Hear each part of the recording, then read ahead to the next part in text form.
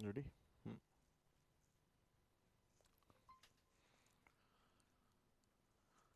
Hello बच्चों, सबको बहुत बहुत गुड मॉर्निंग। आशा करता हूँ आप सब लोग बढ़िया हैं, मस्त हैं, स्वस्थ हैं। तो आई होप बच्चों आप लोग मुझे सुन पा रहे हैं या देख पा रहे हैं। ऑडियो और वीडियो क्लियर है बच्चों? सबको वेरी वेरी बहुत बहुत गुड मॉर्निंग है।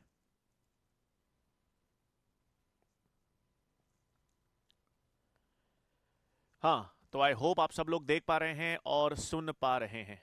कमेंट्स। ठीक है बच्चों, तो जैसा आपको मालूम होगा आज हमारी पहली क्लास है यकीन बैच में। यकीन नीट 2026 का ये बैच है, हिंदी माध्यम स्टूडेंट्स के लिए है। और आई होप आप सब लोग तैयार हैं 2026 के एग्जाम को देने के लिए। तो सबको बहुत बहुत गुड मॉर्निंग है बच्चों। और बड़ा प्यारा सा नाम जो आपने दिया था कि 360 डिग्री आर्मी, हमने जो 1.5 महीना 2 महीना रिवीजन किया था, बढ़िया तरीके से किया था।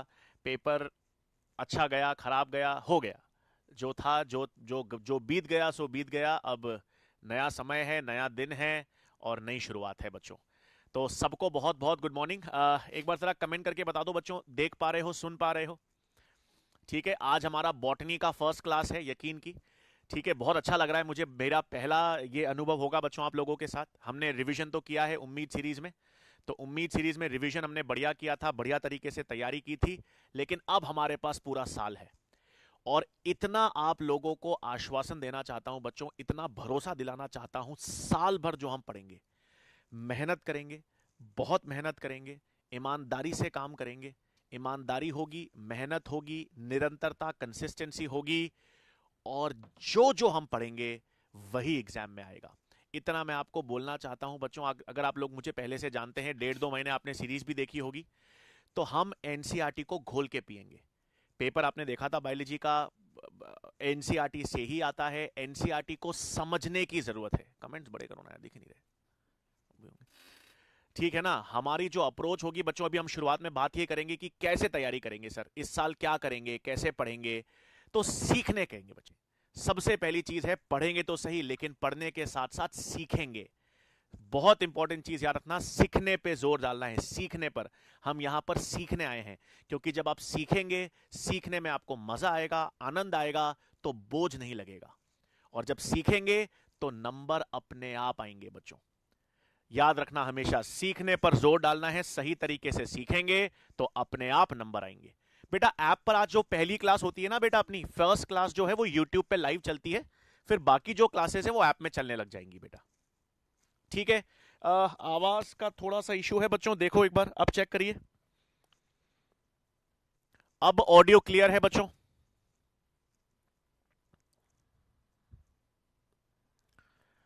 आई गेस अब ठीक होगी बच्चों।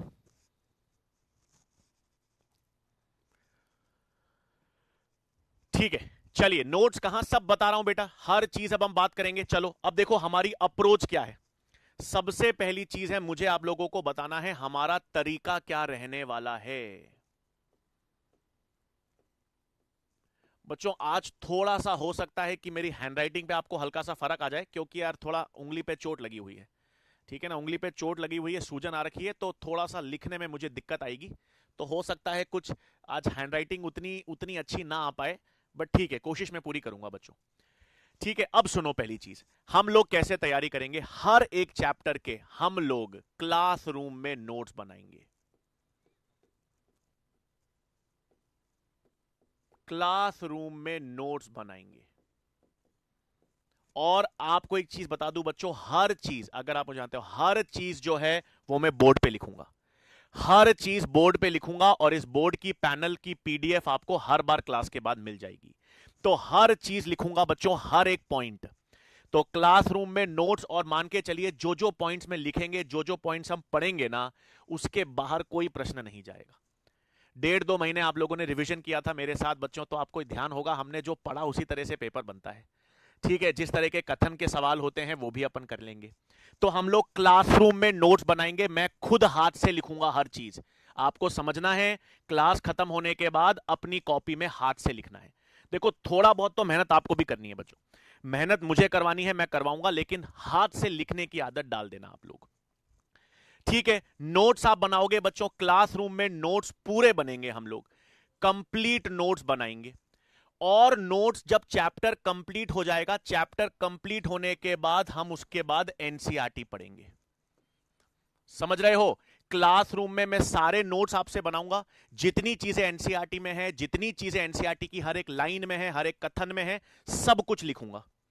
पूरा का पूरा क्लासरूम में नोट्स बनाएंगे। नोट्स बनाने के बाद चैप्टर कंप्लीट होने के बाद एनसीईआरटी पढ़ेंगे। और एक और चीज, काफी स्टूडेंट कहते हैं सर हमने पहले नोट्स बना रखे हैं, पुराने नोट्स बना रखे हैं, तो वापस बना लो यार, पूरा साल भर है। ठीक है, मेहनत में कंजूसी मत रखना, मैं आपसे इतना कह रहा हूं। ठीक है, नोट्स वापस बना लो, नुकसान नहीं होगा यार। चीजें वापस पढ़ लो। वापस करने से, वापस पढ़ने से, वापस नोट्स बनाने से नुकसान कभी किसी का नहीं हुआ बच्चों, याद रखना। मेहनत से देखो, कहते हैं ना सर मेहनत बहुत की रिजल्ट नहीं आया, ये संभावना है, लेकिन मेहनत का नुकसान कभी नहीं होगा बच्चों।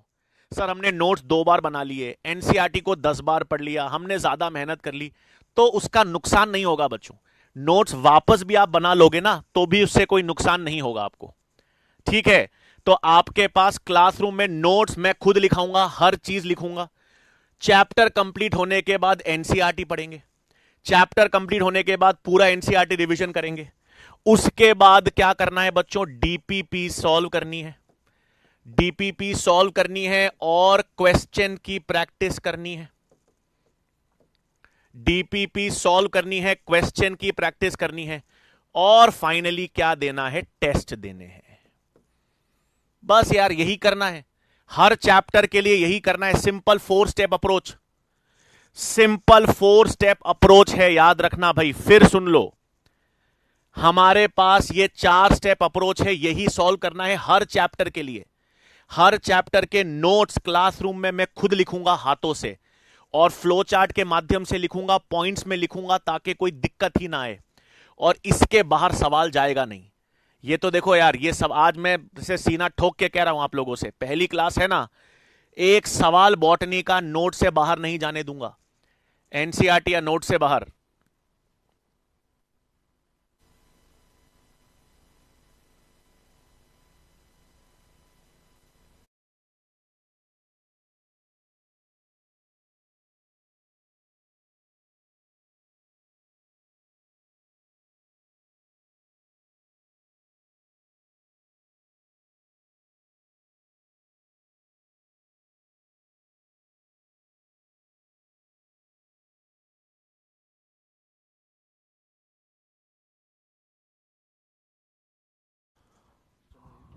स्टार्ट करें। बच्चों एक बार देखो, अब वॉइस क्लियर है बच्चों? वॉइस का फर्क पड़ा? आई गेस अब वॉइस क्लियर है बच्चों।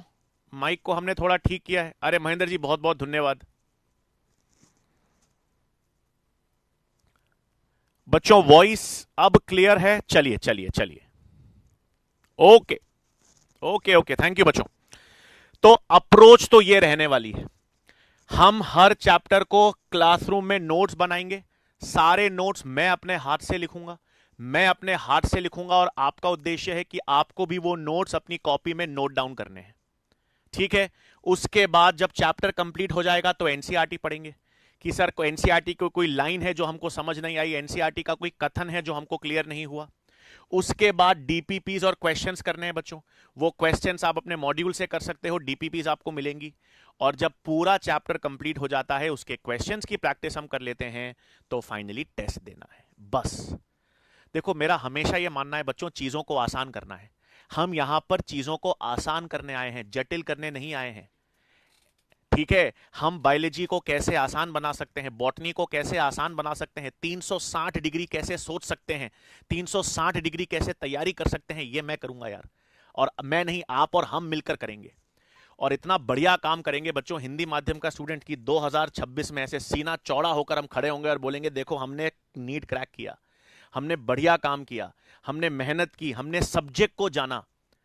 मैं हमेशा कहता हूं बच्चों, सब्जेक्ट के प्रति ईमानदारी रखनी है, सब्जेक्ट के प्रति एक प्रेम पैदा करना है। याद रखना, नंबर आ जाएंगे, लेकिन नंबरों को सोच के तैयारी नहीं करनी है। सब्जेक्ट के प्रति ईमानदारी रखनी है, सब्जेक्ट के प्रति जिज्ञासा रखनी है, सब्जेक्ट के प्रति प्रेम रखना है।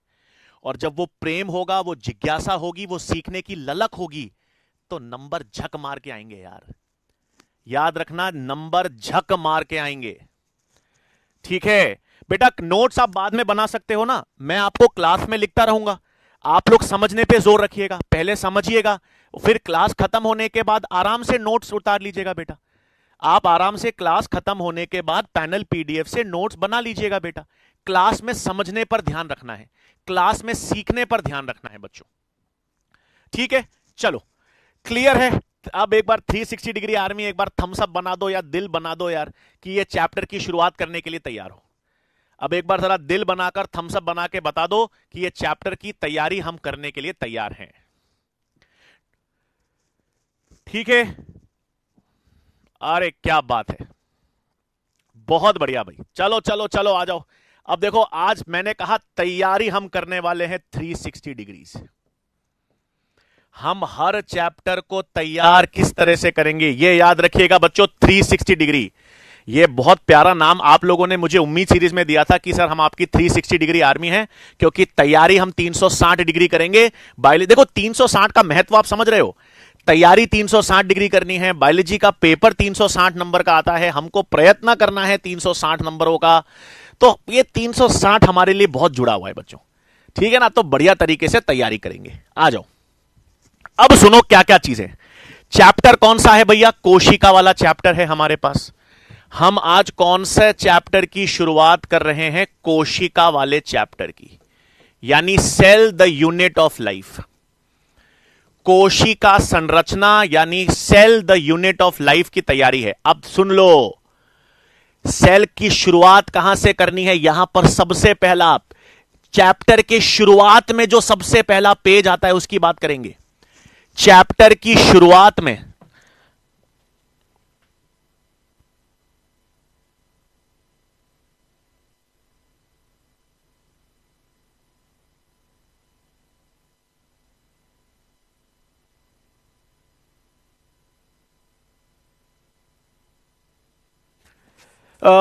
बच्चों मैंने फिर माइक चेंज कर दिया है, तो अब मुझे एक बार कमेंट करके बता दो, अब सब क्लियर है क्या? अब तो कोई वॉइस बफर नहीं कर रही है?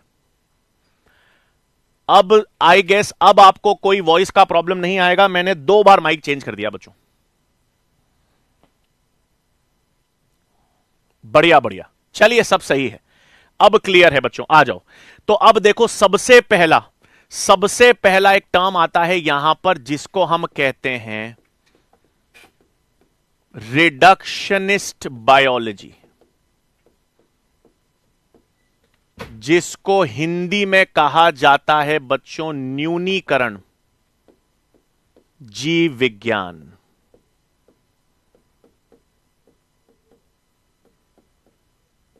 ठीक है, न्यूनीकरण जीव विज्ञान की बात करेंगे। ये सबसे पहले चैप्टर की शुरुआत से पहले जो पन्ना है ना उस पर दे रखा है, तो आपके पास इस पर सवाल भी आया था। तो न्यूनीकरण जीव विज्ञान में आपको क्या ध्यान में रखना है, सुन लेना बच्चों। न्यूनीकरण का मतलब होता है लिविंग ऑर्गेनिज्म है बच्चों। हम सब जो हैं वो जीवित जीव हैं, लिविंग ऑर्गेनिजम्स हैं। हम लोगों के अंदर जितनी भी भौतिक और रासायनिक प्रक्रियाएं होती हैं, हमारी कोशिका के भीतर, हमारे शरीर के भीतर जितनी भी भौतिक और रासायनिक प्रक्रियाएं होती हैं, उनके अध्ययन करने को क्या कहते हैं? न्यूनीकरण जीव विज्ञान कहते हैं। तो सबसे पहला टर्म हमारे पास क्या आ गया बच्चों? न्यूनीकरण जीव विज्ञान। क्या है? हम सब लिविंग ऑर्गेनिजम्स हैं बच्चों, हम सब के सब लिविंग ऑर्गेनिजम्स हैं, यानी सजीव ऑर्गेनिजम्स हैं। हमारे शरीर के अंदर, हमारे कोशिका के अंदर भौतिक रासायनिक प्रक्रियाएं होती हैं। वो सारी भौतिक रासायनिक प्रक्रियाओं के अध्ययन को हम क्या कहते हैं? उसी को हम न्यूनीकरण जीव विज्ञान कहेंगे। क्लियर बात है बच्चों? हां बेटा, नोट्स बना लीजिएगा, मैं क्लास के बाद आपको समय दे देंगे। तो न्यूनीकरण जीव विज्ञान क्या हो गया बच्चों? हमारे पास जीवित जीवों के भौतिक, रासायनिक प्रक्रियाओं के अध्ययन को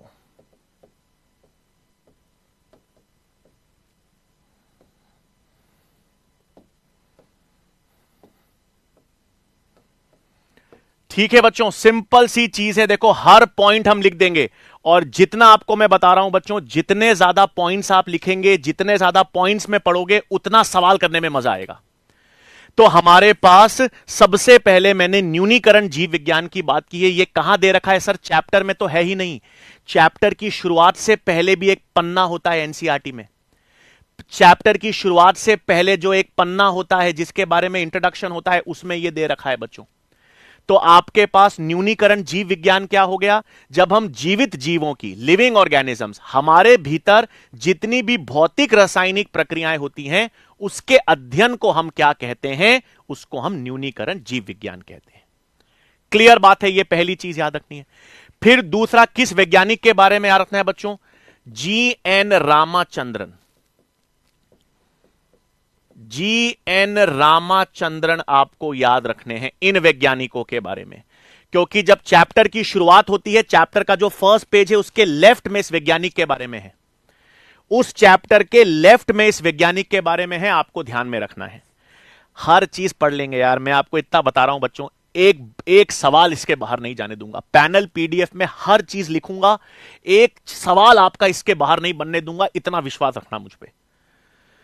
ठीक है, चलो आ जाओ। तो जी.एन. रामचंद्रन में क्या याद रखना है बच्चों? दो मुख्य चीजें याद रखनी है। इनके दो प्रमुख योगदान आपको ध्यान में रखनी है।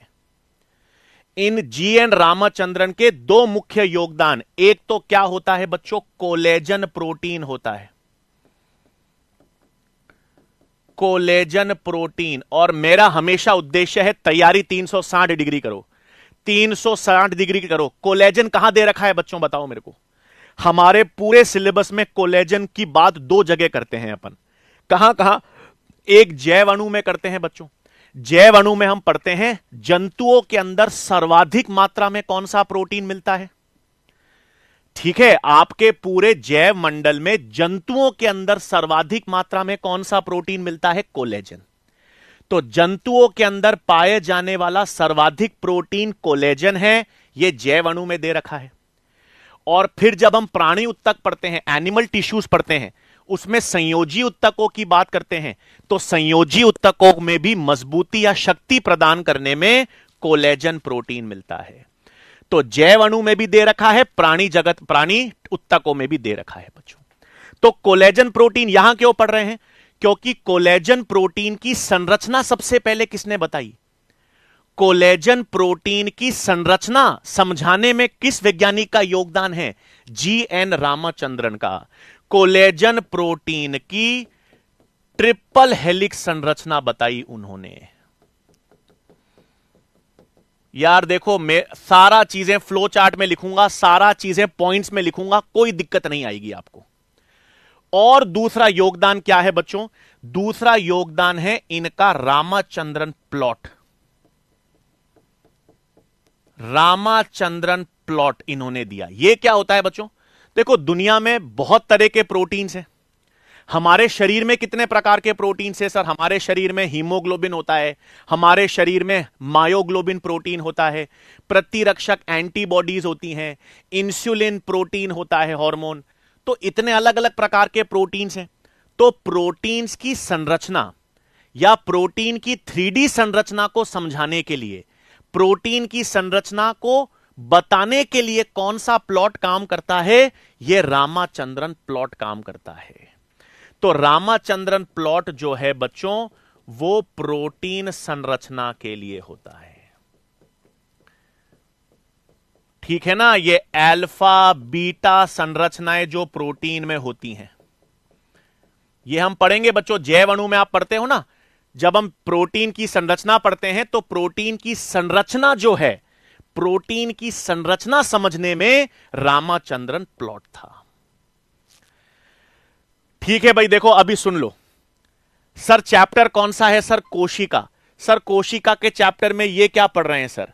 अरे बच्चों, तो कोशिका के चैप्टर की शुरुआत में 2 पन्ने, 2 पेजेस जो हम छोड़ देते थे, उसमें बता रहा हूं क्या सवाल बन सकता है।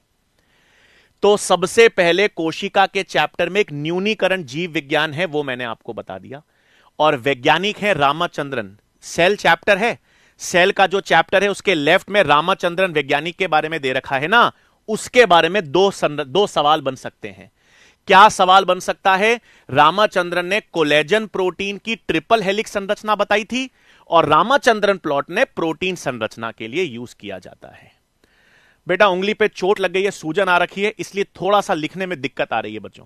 लेकिन यार आप लोगों का उत्साह, आप लोगों का प्रेम जो है ना, वो हमको ऐसा बहुत अंदर से कहते हैं ना ऊर्जा देता है कि और बेहतर आप लोगों के लिए कर सके। ठीक है बच्चों, क्लियर है? तो इतना यह समझ आ गया। अब अपन कोशिका की बात करेंगे। अब हम कोशिका की बात करेंगे बच्चों।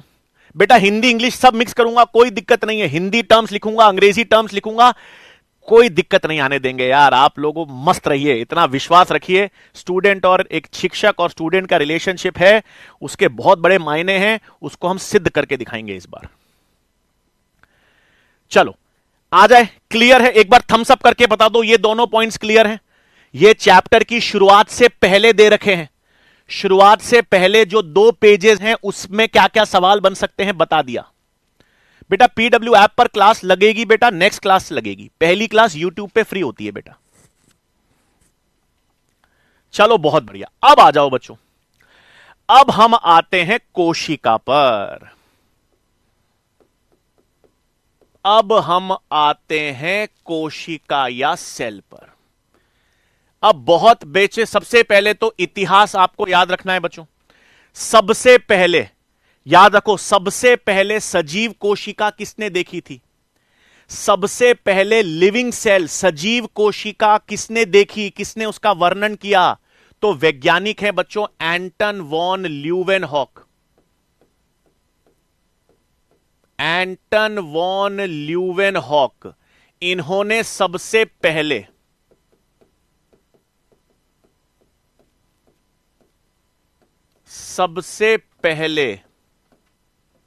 सजीव कोशिका को देखा।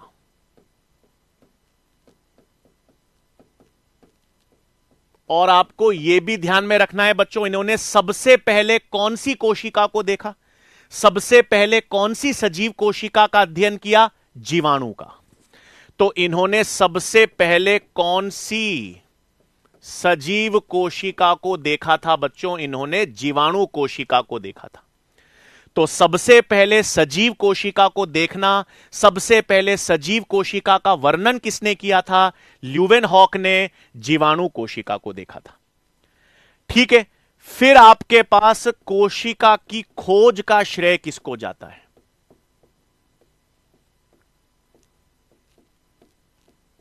कोशिका की खोज का श्रेय जो है ना बच्चों, वो रॉबर्ट हुक को जाता है।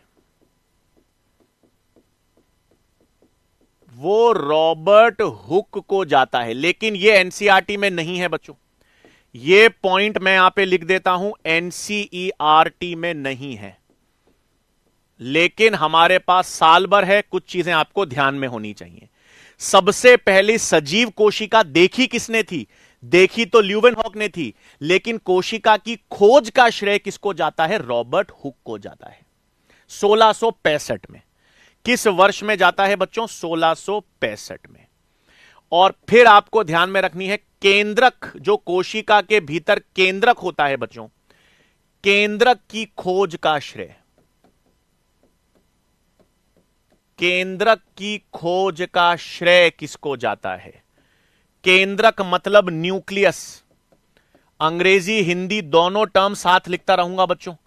केंद्रक की खोज का श्रेय किसको जाता है? Robert brown.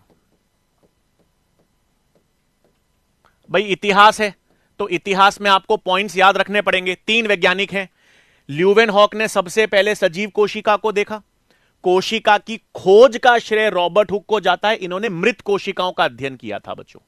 मृत कोशिकाओं के अध्ययन किया था इन्होंने, रॉबर्ट हुक ने। और केंद्रक, कोशिका के भीतर जो केंद्रक होता है न्यूक्लियस, उसकी खोज का श्रेय किसको जाता है? रॉबर्ट ब्राउन को। और नेक्स्ट चीज क्या ध्यान में रखनी है? कोशिका की संरचना का विस्तृत अध्ययन।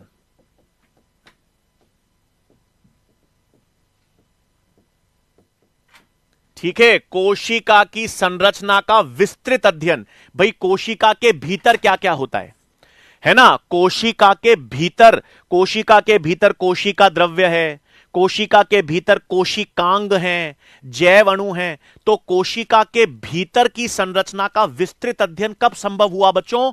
माइक्रोस्कोप के द्वारा, माइक्रोस्कोप सूक्ष्मदर्शी के द्वारा।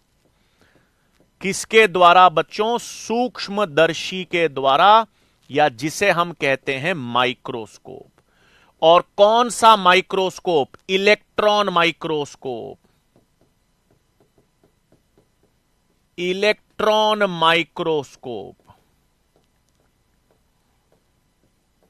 तो जब इलेक्ट्रॉन माइक्रोस्कोप आ गया था ना, इलेक्ट्रॉन माइक्रोस्कोप के बाद कोशिका के भीतर, भाई देखो कोशिका का अध्ययन, एक कोशिका को तो आप सरल माइक्रोस्कोप में भी देख सकते हो, ठीक है, आप किसी भी कोशिका को सरल माइक्रोस्कोप में देख सकते हो, लेकिन कोशिका के भीतर कोशिकांगों का अध्ययन करना हो, कोशिकांग कोशिका द्रव्य का अध्ययन करना हो, केंद्रक का अध्ययन करना हो, तो उसके लिए कौन सा माइक्रोस्कोप चाहिए?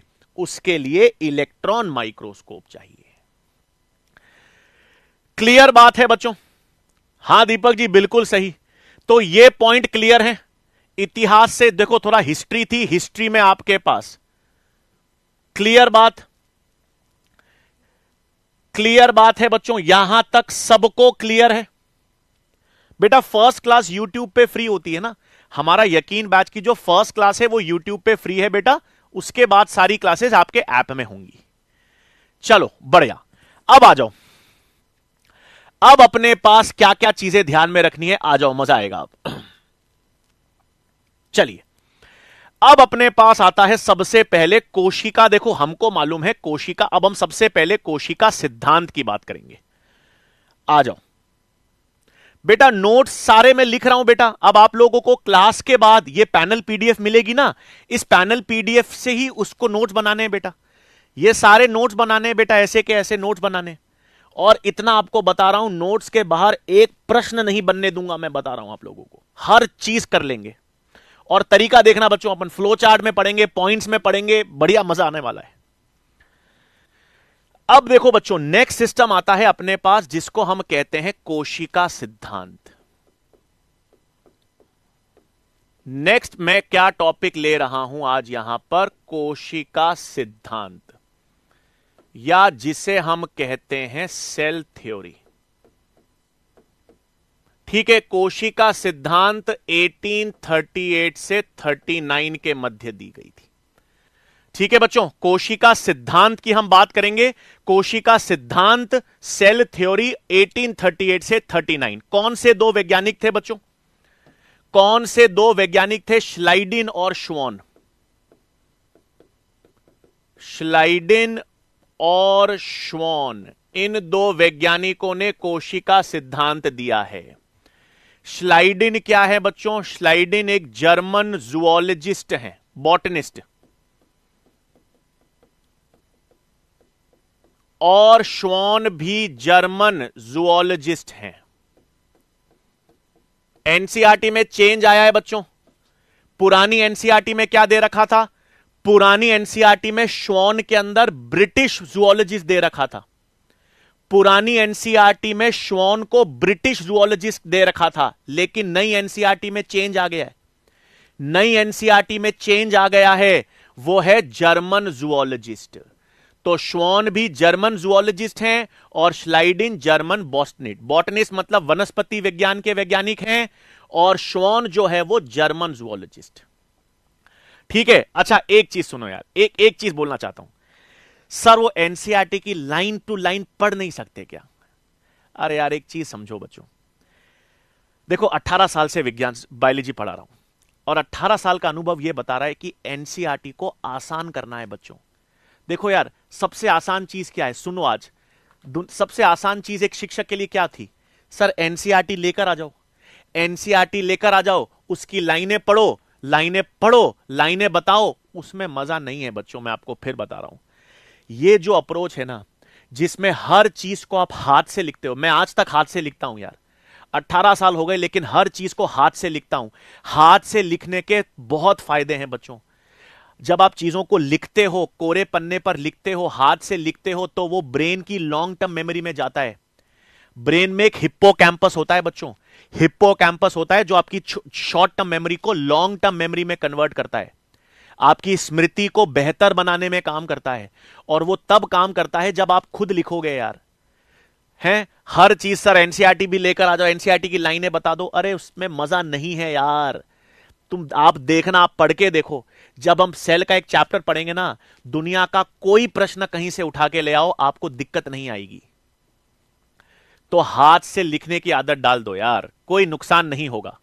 और सब पॉइंट कवर करेंगे, हर चीजें कवर करेंगे, कोई चीज नहीं छोड़ूंगा। जब चैप्टर कंप्लीट हो जाएगा ना, आप मुझे बोलना कि सर कोई भी चीज नहीं छुड़ाई है, हर सवाल हो रहा है हमसे। चलो, तो अब कोशिका सिद्धांत 1838 से 39, नई श्लाइडिन और श्वान वैज्ञानिक हैं, और दोनों जर्मन है बच्चों, याद रखना। श्लाइडिन और श्वान दोनों जर्मन हैं। अब सुनना काम की चीज, ये बॉटनिस्ट हैं बच्चों। अगर ये बॉटनिस्ट हैं तो इन्होंने पादप पर कार्य किया होगा। अगर ये बॉटनिस्ट हैं, वनस्पति हैं, वनस्पति विज्ञान के वैज्ञानिक हैं, तो उन्होंने पादपों पर प्रयोग किया होगा। इन्होंने बताया कि विभिन्न कोशिकाएं मिलकर पादप उत्तक बनाती हैं, मिलकर पादप उत्तक निर्मित करती हैं। और श्वान ने क्या बताया? श्वान ने बताया कि आपके पास जंतु कोशिका के बाहर, इन्होंने बताया कि कोशिकाओं के बाहर प्लाज्मा झिल्ली पाई जाती है। कोशिका के बाहर प्लाज्मा झिल्ली पाई जाती है।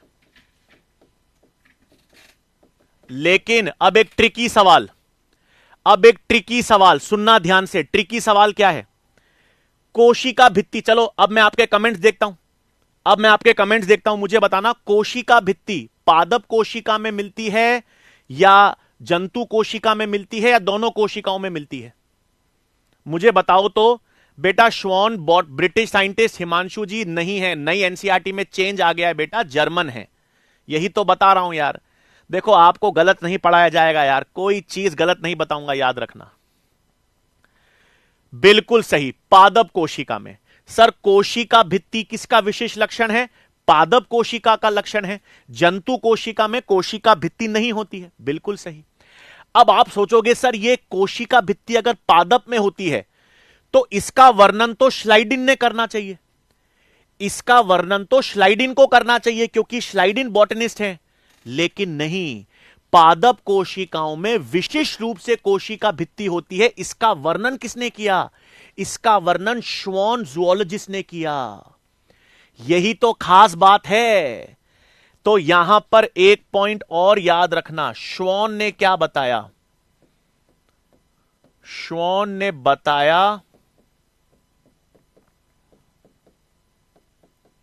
कि कोशिका भित्ति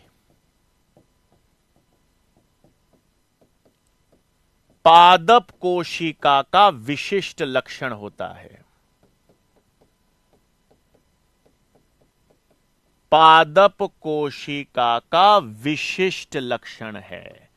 समझ रहे हो? यह ट्रिकी सवाल है बच्चों, इस पे हम गलती कर सकते हैं कि सर पादप कोशिका में कोशिका भित्ति होती है, इसका वर्णन किसने किया होगा? तो आप लोगों सर श्लाइडिन ने किया होगा क्योंकि श्लाइडिन तो बॉटनिस्ट है। लेकिन नहीं, यह श्वान ने किया, जूलॉजिस्ट। एनसीईआरटी खोल के बैठे हो तो उसमें भी बता रखा है। आ गई बात समझ में? तो पादप कोशिका का विशिष्ट लक्षण कोशिका भित्ति है, लेकिन इसके बारे में आपको श्लाइडिन बॉटनिस्ट ने नहीं बताया, इसका वर्णन श्वान जूलॉजिस्ट ने किया था। क्लियर बात है? आ रही है बात सबको समझ में? क्लियर बात? श्लाइडिन और श्वान का सिस्टम क्लियर, और श्लाइडिन और श्वान ने कोशिका सिद्धांत दिया। श्लाइडिन और श्वान ने आपके पास कोशिका सिद्धांत दिया। नई एनसीईआरटी में चेंज आ गया है बच्चों। पुरानी एनसीईआरटी में श्वान के अंदर ब्रिटिश जूलॉजिस्ट था, उस ब्रिटिश को हटा देना, अब वो किस में हो गया है, वो अब जर्मन जूलॉजिस्ट है, याद रखना। क्लियर? श्लाइडिन और श्वान। अब कोशिका सिद्धांत के लक्षणों की बात करें। पहली चीज, अब कोशिका सिद्धांत तो श्लाइडिन और श्वान ने दिया। तो इन्होंने बताया कि भाई जितने जीव हैं, श्लाइडिन श्वान ने क्या बताया कि जितने भी ऑर्गेनिजम्स हैं, जितने भी जीव हैं, वो कोशिकाओं से बने होते हैं। या तो कोशिका से बने होते हैं या कोशिका के समूह से बने होते हैं। एक कोशिकीय जीव जो होते हैं उनमें एक कोशिका होती है, और बहुकोशिकीय जीव होते हैं वो बहुत सारी कोशिकाओं से बने हैं। तो प्रत्येक जीव कोशिका या कोशिका के समूह से बना है, इन्होंने बताया। फिर उन्होंने बताया कि कोशिका ही संरचनात्मक और क्रियात्मक इकाई है, क्योंकि कोशिका से कोई भी छोटी चीज होगी वो जीवित या जीवन नहीं है। जीवन या लिविंग ऑर्गेनिजम्स के लिए कम से कम एक कोशिका होना जरूरी है। तो कोशिका ही संरचनात्मक और क्रियात्मक इकाई है, श्लाइडिन और श्वान ने बताया। लेकिन इस कोशिका सिद्धांत में अब एक रूपांतरण आया। अब इस कोशिका सिद्धांत में एक रूपांतरण आया। रूपांतरण किसने दिया बच्चों? रूपांतरण दिया रुडोल्फ वर्चो ने, 1855 में दिया उन्होंने कहा कि भाई नई कोशिकाएं कहां से आती हैं? तो नई कोशिकाएं पुरानी कोशिकाओं से ही आती है। पुरानी कोशिकाओं में विभाजन होता है और पुरानी कोशिकाओं से नई कोशिकाओं का निर्माण होता है, यह रुडोल्फ वर्चो ने बताया। तो यहां पर अब मैंने ले लिया, यहां पर एक पॉइंट, फिर अपन एक साथ बिंदु बनाएंगे। यहां पर अपने पास कोशिका सिद्धांत का रूपांतरण सुनना।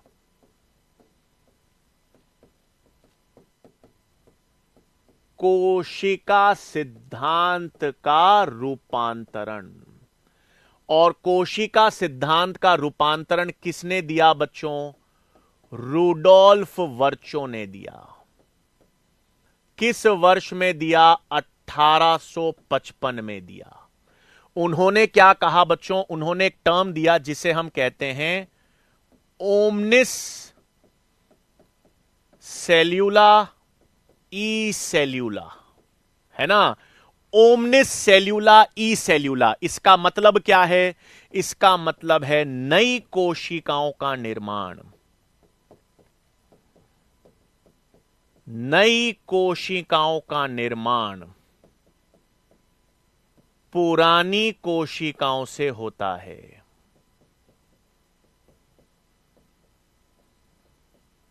पुरानी कोशिकाओं से होता है।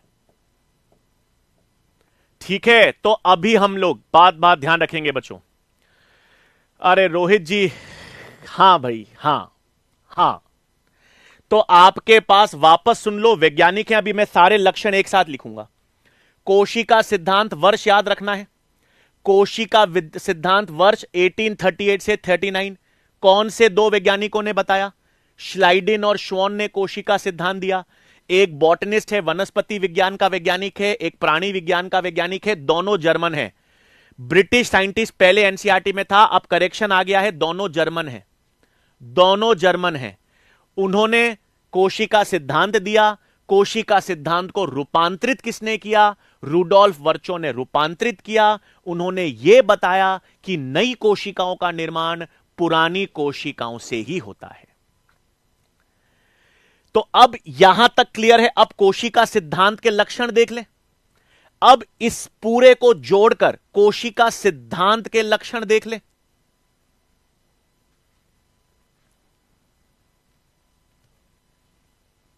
अब कोशिका सिद्धांत के लक्षण देख लें बच्चों। आ जाओ। तो अब मेरे पास यहां पर, अब आ जाओ कोशिका सिद्धांत के लक्षण देखने।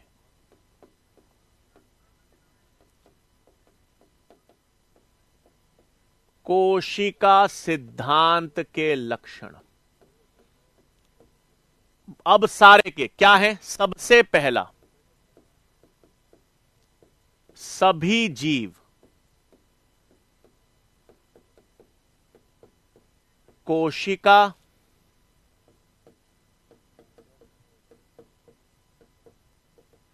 या कोशिकाओं के समूह से बने होते हैं। सही बात है। पहला लक्षण कोशिका सिद्धांत का क्या है बच्चों? सभी जीव कोशिका और कोशिका के समूह से बने हैं। मतलब इसमें दो प्रकार के जंतु होंगे बच्चों, एक कोशिकीय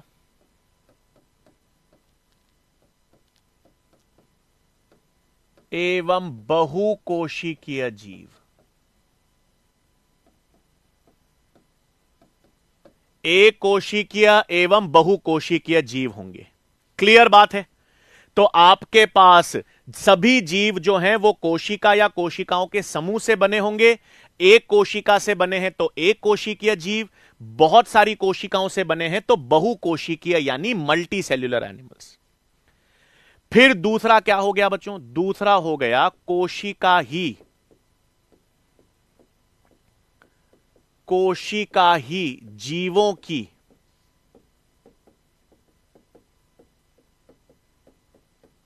संरचनात्मक एवं क्रियात्मक इकाई होती है।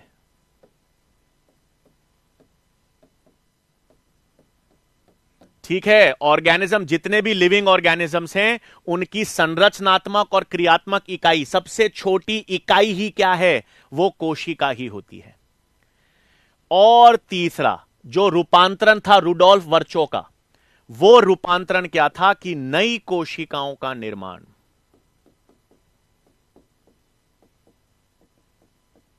नई कोशिकाओं का निर्माण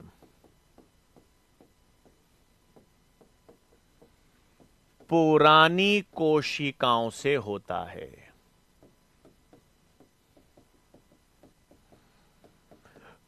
नई कोशिकाओं का निर्माण पुरानी कोशिकाओं से होता है। यह लक्षण क्या है?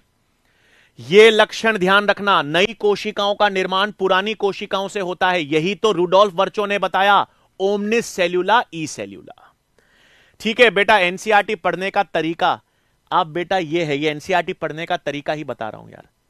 मैं तो आपको इतना कह रहा हूं, अगर आप एनसीईआरटी नहीं भी पढ़ रहे हो, ये पॉइंट्स नोट कर रहे हो ना, इससे काम हो जाएगा बेटा। बेटा यूग्लिना एक कोशिकीय होती है मेडिक बेटा। यूग्लिना जो है ना वो प्रोटिस्टा जगत में आती है। प्रोटिस्टा जगत में सारे एक कोशिकीय जंतु होते हैं बेटा, तो यूग्लिना एक कोशिकीय होती है। क्लियर बात है? क्लियर है भाई। कोशिका सिद्धांत के लक्षण, सभी जीव कोशिका या कोशिका के समूह से बने होंगे। यह कोशिका ही जीवों की संरचनात्मक और क्रियात्मक इकाई है, और नई कोशिकाओं का निर्माण पुरानी कोशिकाओं से ही होता है। अब मुझे बताओ, इसमें कोई अपवाद होगा क्या? आओ तो सही। अरे मजा तो आएगा यार। देखो, तैयारी 360 डिग्री करनी है, मैं हमेशा कहता हूं। अरे यार देखो, मेरे से पढ़ोगे मजा आएगा। हम लोग 360 डिग्री तैयारी करेंगे। अब मुझे बताओ, ऐसे कोई जीव है जिसमें कोशिका नहीं होती?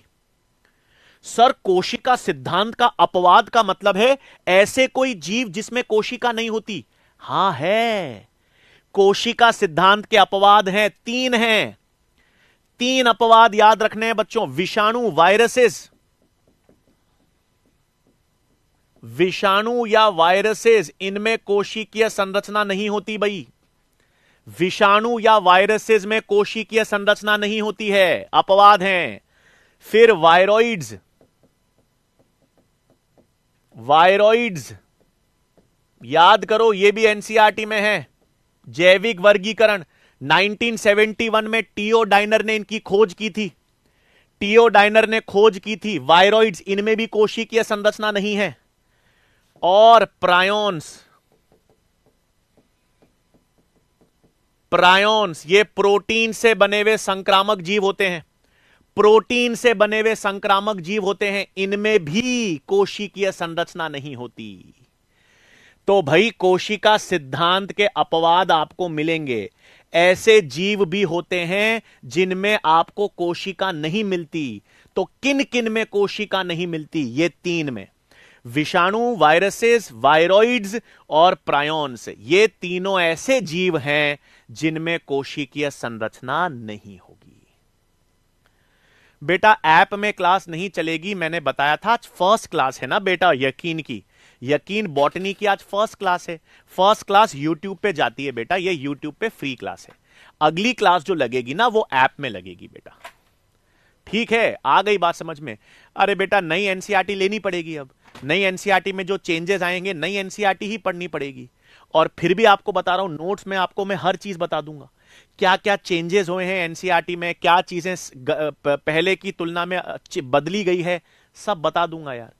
फिर मैं किस लिए आया हूं आप लोगों के समक्ष यार? है कुछ तो मेरा भी उद्देश्य है ना, कुछ तो मेरी भी रिस्पॉन्सिबिलिटी है। आप लोग मस्त रहिए यार, आप लोग बस मेहनत कीजिए, सीखने की चाह रखिए, सीखिए, मैं करवा दूंगा यार। मैं हूं आप लोगों के साथ, साल भर आपके साथ में हूं। ठीक है, 2026 तक एग्जाम के साथ में हूं। जितनी दुविधाएं हैं है यार, आप मुझसे शेयर करना, मैं करेंगे, हम लोग काम मेहनत करेंगे, हर चीज बता दूंगा, लिख दूंगा, लिख रहा हूं यार। उंगली टूटी हुई है, लिखने की कोशिश कर रहे हैं। हैंड राइटिंग आज इतनी सुंदर तो नहीं आ रही होगी, बट 2-3 दिन में हाथ थोड़ा ठीक हो जाएगा ना, तो हैंड राइटिंग बढ़िया आ जाएगी। चलो आ जाओ, अब आ जाओ बेटा। एनसीईआरटी कहां से खरीदें यार? मैं आपको कहां लग रहा हूं यार? हम शॉपकीपर हैं, हम दुकान चला रहे हैं कि सर दम किताबें बेच रहे हैं? अरे दुकान से मिल जाएगी बेटा एनसीईआरटी की किताब। नहीं तो एनसीईआरटी सॉफ्ट कॉपी तो मिल ही जाती है इंटरनेट पे। ऐसे मत मजे लो यार, पहली क्लास में हमारे मजे ले रहे हो। सर किताब कहां से खरीदें सर? हैं तो कल आप शाम थोड़ी देर बाद पूछ लोगे सर गाड़ी में तेल कहां से भराएं सर? हैं फिर पूछ लोगे सर कूलर में पानी कहां से भरें सर? अब यार लेना है मजे, हम ले लो यार, साल भर हैं आपके पास मजे लेने के लिए। हम आपके समक्ष हैं, आप जैसा चाहें हमारे साथ मजा ले सकते हैं, बट सीखिएगा, मजा रहिए, हंसते रहिए, खुश रहिए। मेंटल स्वास्थ्य बहुत जरूरी है, ठीक है ना? ऐसा बोझ नहीं बनाना है पढ़ाई को। मेहनत करिए, सीखिए, कोई दिक्कत नहीं है। अगली बार आप बोलेंगे सर कूलर में पानी कहां से भरना है, तो हम बता देंगे। पाइप लीजिएगा, पाइप को ऐसे नल में डालिएगा, वो नल ऑन कीजिएगा, वो पाइप से पानी जाएगा और कूलर भर जाएगा। और तो क्या ही बोले बताए हम हैं। अब आप बताइए क्या है, अब कितना और मजा लेंगे, बता दीजिए और कुछ। चलिए, ये क्लियर सबको? कोशिका सिद्धांत के लक्षण, अपवाद व ये बता दिया। अब सुनो, एक काम की चीज बता रहा हूं बहुत। हाँ इंग्लिश यूज किए ना बेटा, देखो अंग्रेजी हिंदी दोनों यूज कर रहा हूं यार, काहे टेंशन ले रहे हैं, सब यूज कर रहे हैं। ठीक है, आज ये मत कह देना कि सर आज हमने पढ़ाई क्या की, आज तो सर आपने कूलर में पानी भरना सिखाया है। ठीक है, नहीं, हम कोशिका पढ़ रहे हैं। चलिए आ जाओ, अब सुनो। अब नेक्स्ट 2-3 आंकड़े आपको याद रखने, फिर जबरदस्त तरीके से एक चीज बताऊंगा। फिर आपको देखो, सबसे छोटी कोशिका, सबसे छोटी कोशिका अगर सवाल आ जाए भाई, स्मॉलेस्ट सेल, सबसे छोटी कोशिका, क्या जवाब दोगे? सबसे छोटी कोशिका, चलो आपके कमेंट देखता हूं मैं, मुझे जवाब दो। सबसे छोटी कोशिका, अब बताओ मेरे को। सबसे, अरे वाह, जवाब आने लग गए पहले। तो सबसे छोटी कोशिका माइकोप्लाज्मा।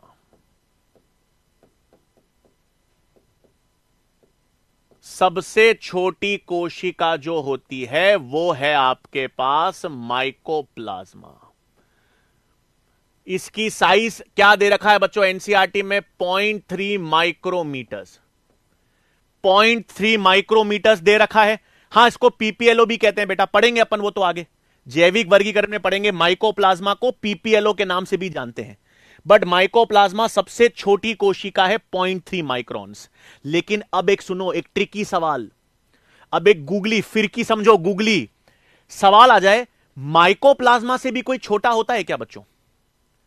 माइकोप्लाज्मा से भी छोटा होता है क्या कोई? होता है, वायरस। माइकोप्लाज्मा से भी छोटा क्या होता है? वायरस। लेकिन वायरस कोशिका नहीं है, लेकिन वायरस कोशिका नहीं है। सुन लेना, अगर क्वेश्चन आ जाए, ध्यान से पढ़ो यार, सुनो मेरी बात, सवाल आ जाए सबसे छोटी कोशिका, तो माइकोप्लाज्मा कर देना।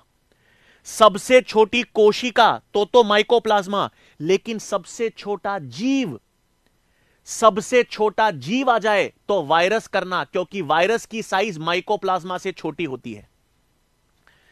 याद रखना, वायरस जो है, विषाणु,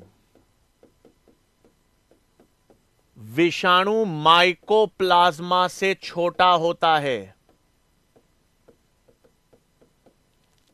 माइकोप्लाज्मा से भी छोटा है, लेकिन आपको ध्यान में रखना है परंतु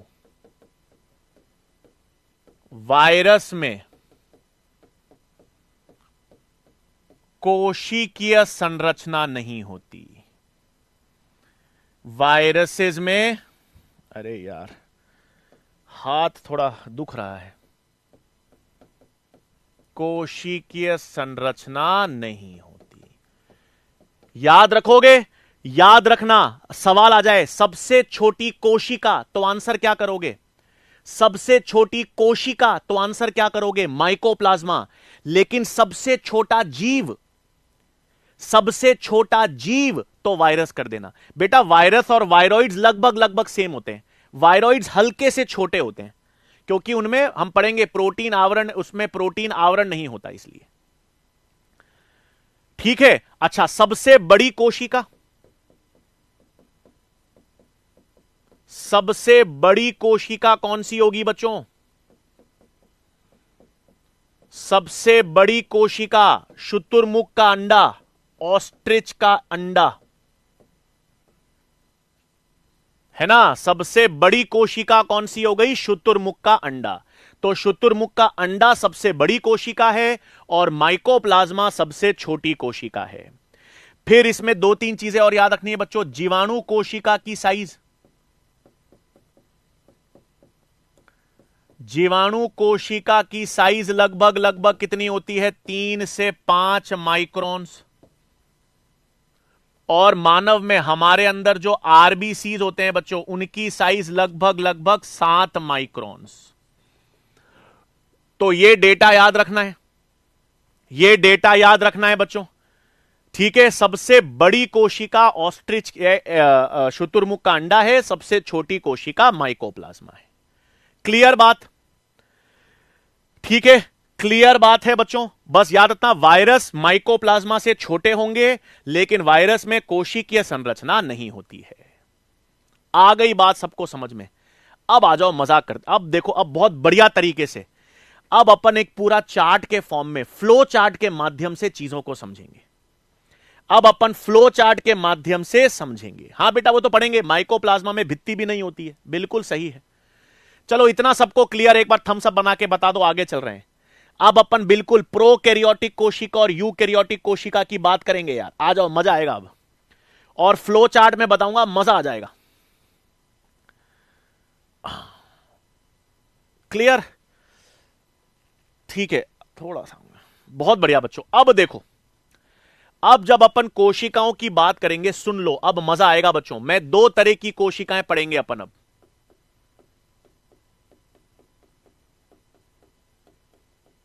प्रोकैरियोटिक सेल,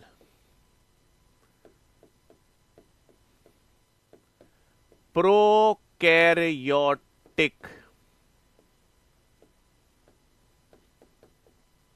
कोशिका और यूकैरियोटिक सेल।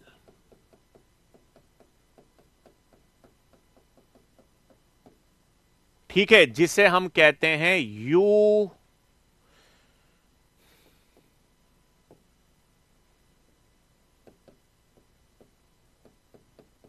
यूकैरियोटिक कोशिका।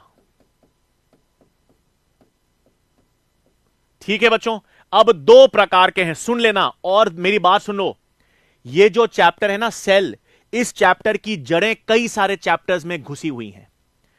इस चैप्टर की जो जड़ें हैं वो कई सारी चैप्टर्स में जुड़ी हुई हैं, फैली हुई हैं। तो मैं 360 डिग्री तैयारी करेंगे, 360 डिग्री तैयार करेंगे। हां बेटा, असीम केंद्रीय और ससीम केंद्रीय भी कहते हैं इसको, असीम केंद्रीय और ससीम केंद्रीय भी कहते हैं। लेकिन अपन बेटा प्रोकैरियोटिक और यूकैरियोटिक, अंग्रेजी टर्म्स ध्यान रखो, अंग्रेजी टर्म्स याद रखो, काम आएगा बेटा। ठीक है ना, अंग्रेजी टर्म्स याद रखो। अब सुनो, सबसे पहले उदाहरण, सबसे पहले उदाहरण ध्यान में रखने। प्रोकैरियोटिक कोशिका क्या क्या है भाई? उदाहरण सब, जब तक उदाहरण ही नहीं पता होंगे लक्षणों का क्या करेंगे? तो आपके पास प्रोकैरियोटिक कोशिका में क्या क्या शामिल होते हैं बच्चों? प्रोकैरियोटिक कोशिका में आपके पास आर्की जीवाणु शामिल होते हैं। आर्की जीवाणु, यू बैक्टीरिया यानी सामान्य यानी वास्तविक जीवाणु, नील हरित शैवाल, ब्लू ग्रीन एल्गी या नील हरित शैवाल को अपन साइनो जीवाणु भी कहते हैं बच्चों, और माइकोप्लाज्मा, माइकोप्लाज्मा या पीपीएलओ, ये सारे प्रोकैरियोटिक जीव हैं बच्चों। याद रखना सबसे पहले प्रोकैरियोटिक जीव कौन कौन से हैं सर, बार बार हम पढ़ेंगे प्रोकैरियोटिक में ये लक्षण है, प्रोकैरियोटिक में फलाना लक्षण है, ढीम के लक्षण है, बट है क्या? प्रोकैरियोटिक कोशिका लक्षण बताऊंगा बेटा, प्रोकैरियोटिक कोशिका क्या होती है बताएंगे, लेकिन उदाहरण तो पता चले। तो प्रोकैरियोटिक कोशिका में ये सब आएंगे। सारे जीवाणु जो है ना, जितने जीवाणु हैं, सारे जीवाणु जो हैं वो आपके पास किस में आएंगे? प्रोकैरियोटिक में। और यूकैरियोटिक जीव में, यूकैरियोटिक जीव में बच्चों आते हैं प्रोटिस्टा, प्रोटिस्टा आएगा, कवक आएंगे, पादप आएंगे और जंतु आएंगे। समझ गए? सबसे पहले तो उदाहरण आपको पता होने चाहिए, कौन से प्रोकैरियोटिक हैं, कौन से यूकैरियोटिक हैं। आ गई बात समझ में? आप बोलोगे सर इसमें वायरस क्यों नहीं लिखा? आप मुझे बताओ इसमें वायरस क्यों नहीं लिखा? वायरस क्यों नहीं लिखा? अरे सर वायरस में कोशिका नहीं होती ना, वायरस में कोशिका ही नहीं होती, इसलिए नहीं लिखा, कोशिकीय संरचना नहीं है। प्रायोन्स नहीं लिखा क्योंकि कोशिकीय संरचना नहीं है। क्लियर बात है? उदाहरण समझ आ गया? उदाहरण समझ आ गए? प्रोकैरियोटिक कौन से हैं, यूकैरियोटिक कौन से हैं। अब लक्षणों की बात करें, अब लक्षणों की बात करें। अब आ जाओ, सुन लेना, अब सुनो, प्रोकैरियोटिक का क्या मतलब है, ध्यान से समझना। कैरियन का मतलब होता है बच्चों केंद्रक, कैरियन का मतलब होता है केंद्रक, और प्रो का मतलब होता है पुराना। कैरियन का मतलब क्या होता है बच्चों? केंद्रक। बेटा वायरस को सजीव और निर्जीव के बीच की कड़ी क्यों कहते हैं बेटा? क्योंकि वो किसी भी परपोषी के बाहर मृत है, उसमें कोशिकीय संरचना नहीं है, इसलिए उसको निर्जीव कहा जाता है। लेकिन उसमें परपोषी के भीतर जाने के बाद उपापचय हो सकता है, इसलिए उसको सजीव भी मानते हैं। ठीक है बेटा, वायरस कहां जीव बताया बेटा? वायरस कहां कोशिका में नहीं होता बेटा। अब आ जाओ, सुनो, कैरियन का मतलब केंद्रक, सुन लेना बच्चों। संदीप जी इधर ध्यान दीजिए बेटा थोड़ा सा। कैरियन का मतलब केंद्रक है और प्रो का मतलब पुराना। तो ऐसे कोशिका जिसमें पुराना केंद्रक है, और पुराना केंद्रक का क्या मतलब है बच्चों? पुराने केंद्रक का मतलब क्या है? देखो ये कोशिका मैंने बना दी, अब और एक यूकैरियोटिक कोशिका, सुन लो, अब ध्यान से समझना। कैरियन का मतलब मैंने कहा केंद्रक है, कैरियन का मतलब केंद्रक है, यू का मतलब होता है आधुनिक, आधुनिक का मतलब है विकसित केंद्रक। तो यूकैरियोटिक कोशिका का मतलब है जिसमें विकसित केंद्रक होता है, और प्रोकैरियोटिक का मतलब है जिसमें विकसित केंद्रक नहीं है, पुराना केंद्रक है। अब क्या मतलब पुराना केंद्रक और विकसित केंद्रक का क्या मतलब? ध्यान से सुनो। विकसित केंद्रक का मतलब होता है ऐसा केंद्रक जिसमें केंद्रक झिल्ली हो। यह क्या बना दिया बच्चों मैंने? ये मैंने बनाई है केंद्रक झिल्ली। केंद्रक क्या बनाई है? न्यूक्लियर मेम्ब्रेन, केंद्रक झिल्ली बनाई है। और केंद्रक झिल्ली के अंदर हम पढ़ते हैं, ये देखो केंद्रक झिल्ली, केंद्रक के भीतर मैंने क्या बनाए हैं? ये झिल्ली रहित केंद्रिका। ये झिल्ली के अंदर क्या बनाए हैं? केंद्रिका। तो जब सुन लो बेटा, पीपीएलओ का फुल फॉर्म आगे पढ़ेंगे बेटा, प्लूरो निमोनिया लाइक ऑर्गेनिजम्स, वो बताऊंगा बेटा आगे। अब सुनो एक चीज सुनो, ठीक है? अरे यार बच्चों थोड़ा सा उंगली दुख रही है आज बहुत। हां, यूकैरियोटिक कोशिका का मतलब सुन लो, विकसित केंद्रक है। विकसित केंद्रक का क्या मतलब है? विकसित केंद्रक का मतलब है ऐसा केंद्रक जिसमें केंद्रक झिल्ली हो और केंद्रिका हो। विकसित केंद्रक का मतलब समझ लेना सर, विकसित केंद्रक है। विकसित केंद्रक का मतलब है वास्तविक केंद्रक है। इसका मतलब है कि केंद्रक झिल्ली होती है और केंद्रिका होता है। और प्रोकैरियोटिक कोशिका, पुरानी कोशिका का पुराना केंद्रक का मतलब है जिसमें विकसित केंद्रक नहीं है। विकसित केंद्रक नहीं है मतलब ना केंद्रक झिल्ली है ना केंद्रिका है। आई बात समझ में? आई बात समझ में? तो लक्षण समझ आ गया। लक्षण यहां पर लिख लूं, लक्षण यहां पर लिख लूं। प्रोकैरियोट का लक्षण क्या है भाई? लक्षण यह है कि इनमें विकसित केंद्रक न्यूक्लियस नहीं पाया जाता। विकसित केंद्रक नहीं पाया जाता, और नहीं पाया जाता इसका मतलब उनमें क्या नहीं मिलेगा बच्चों? केंद्रक झिल्ली एवं केंद्रिका अनुपस्थित। ठीक है, अब मेरा एक क्वेश्चन है, ध्यान से मुझे बताना।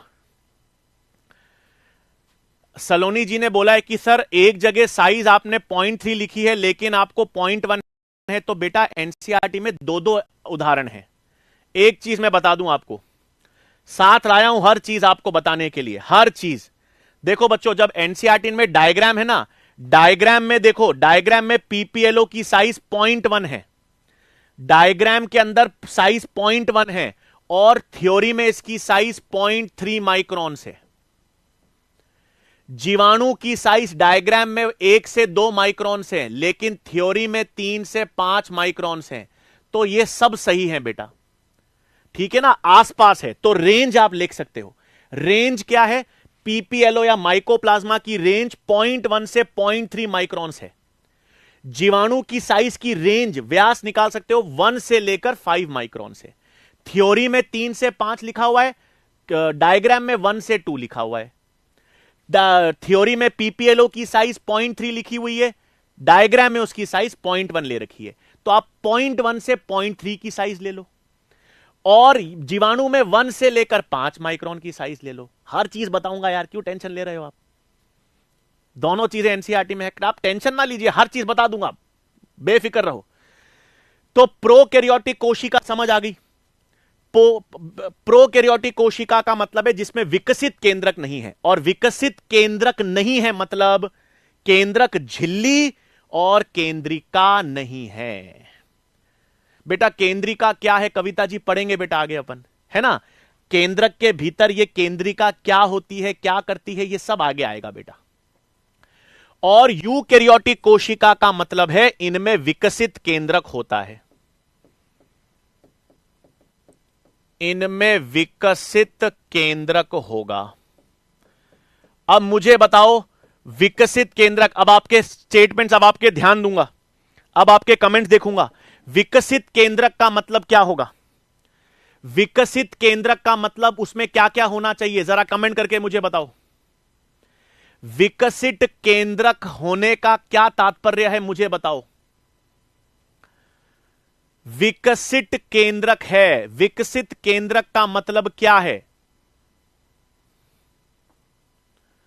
विकसित केंद्रक का मतलब क्या है, जरा बताओ तो।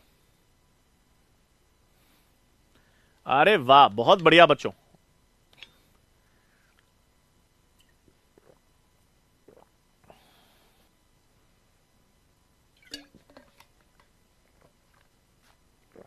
बहुत सही। विकसित केंद्रक का मतलब है केंद्रक झिल्ली होना और केंद्रिका होना। ठीक है सर, केंद्रक केंद्रिका क्या होती है, केंद्रिका क्या काम करती है, क्या अंतर होता है बेटा, ये सब आगे पढ़ेंगे। पूरा चैप्टर, आज तो इंट्रोडक्शन है अपना, आगे हर चीज पढ़ेंगे अपन। तो बहुत अच्छा, विकसित केंद्रक होने का मतलब है ऐसा केंद्रक जिसमें केंद्रक झिल्ली और केंद्रिका दोनों हों, जिसमें केंद्रक झिल्ली और केंद्रिका दोनों हो। इतना सबको क्लियर है बेटा? केंद्रिका की इंग्लिश होती है न्यूक्लियोलस। केंद्रिका की इंग्लिश होती है न्यूक्लियोलस और केंद्रक झिल्ली की अंग्रेजी होती है बच्चों न्यूक्लियर मेम्ब्रेन। इतना क्लियर? पहला पॉइंट अपन ने दो चीजें देखी है बच्चों अभी तक। अपन ने दो चीजें देखी है। अपन ने देखा है प्रोकैरियोटिक और यूकैरियोटिक कोशिका के उदाहरण। प्रोकैरियोटिक कोशिका में क्या क्या आएंगे और यूकैरियोटिक कोशिका में क्या क्या आएंगे। और फिर दूसरा अपन ने बिंदु पॉइंट पहला देखा है विकसित केंद्रक प्रोकैरियोटिक में नहीं होगा और यूकैरियोटिक कोशिका में होगा। और विकसित केंद्रक का क्या मतलब है? विकसित केंद्रक का क्या मतलब है? विकसित केंद्रक का मतलब है जिसमें केंद्रिका और केंद्रक झिल्ली दोनों हो। बेटा लाइट चली गई है स्टूडियो में, है ना? स्टूडियो में लाइट चली गई है तो इन्वर्टर पे चल रहा है, वापस आ गई। क्लियर? अब आ जाओ, अब आ जाओ। अब अपने पास नेक्स्ट लक्षण पे चलें बच्चों। नेक्स्ट लक्षण आ जाओ। यहां पर प्रोकैरियोटिक कोशिका वापस लिख रहा हूं। प्रोकैरियोटिक कोशिका,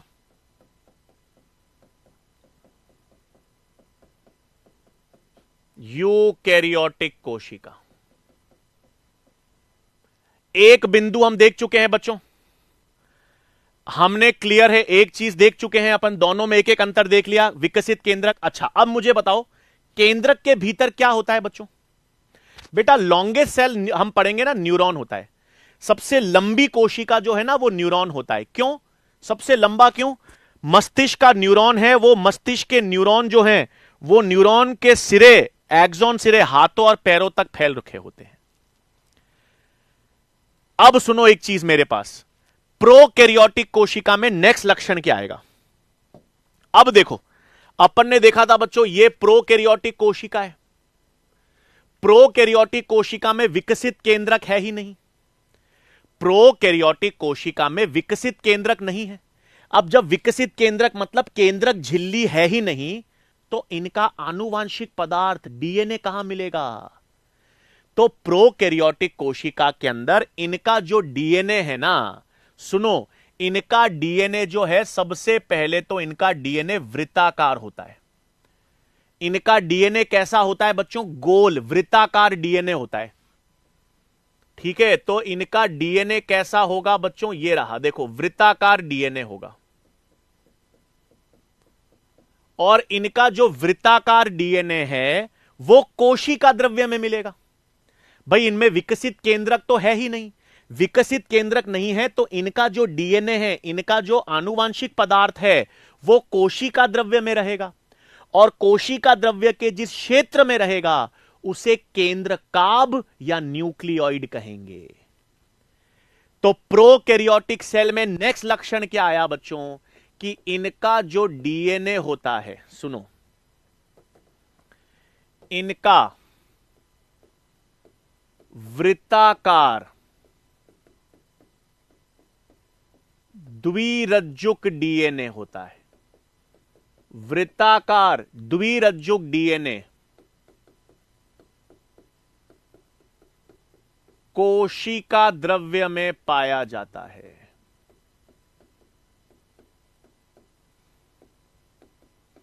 और इसे हम केंद्रकाभ या न्यूक्लियोइड कहते हैं। क्लियर है बात? तो हमारे पास जो प्रोकैरियोटिक कोशिका है, प्रोकैरियोटिक कोशिका में डीएनए गोल होगा यानी वृत्ताकार होगा। ये देखो गोल वृत्ताकार डीएनए है, द्विरज्जुकीय डीएनए होता है और ये कोशिका द्रव्य में मिलेगा। क्यों कोशिका द्रव्य में? क्योंकि केंद्रक तो है ही नहीं, तो इनमें कोशिका द्रव्य में पाया जाता है और उसे हम केंद्रकाभ या न्यूक्लियोइड कहेंगे। हमारे अंदर यूकैरियोटिक कोशिका है सर। यूकैरियोटिक कोशिका अपने अंदर तो डीएनए कहां मिलेगा? अपने अंदर तो डीएनए केंद्रक के भीतर होगा। बेटा डीएनए द्विरज्जुकीय डीएनए होता है बेटा, ज्यादा स्थायी होता है। एक रज्जुकीय डीएनए भी मिलता है। एक रज्जुकीय डीएनए मिलता है, लेकिन एक रज्जुकीय डीएनए विषाणु कॉलीफेज इंटू 174 वायरस में मिलता है। यह कहां दे रखा है? 12th की एनसीईआरटी है, उसमें आणविक जैविकी वाला चैप्टर है, उसके अंदर दे रखा है कॉलीफेज इंटू 174 वायरस। उसमें एकल रज्जुक डीएनए मिलता है और उसका जीनोम साइज, उसका डीएनए साइज होता है 5386 न्यूक्लियोटाइड्स। ठीक है, तो आप टेंशन मत लीजिए यार, धीरे धीरे, आज तो हम लोग पहला क्लास है, पहला इंट्रोडक्शन है, धीरे धीरे हम समा बांधेंगे, बढ़िया स्तर पे जाएंगे। आज तो शून्य से शुरुआत कर रहा हूं। तो अब यूकैरियोट्स में भी डीएनए कैसा होता है बच्चों? द्विरज्जुक, लेकिन रेखित होता है, लेकिन रेखित डीएनए होता है बच्चों। तो यूकैरियोट के अंदर रेखित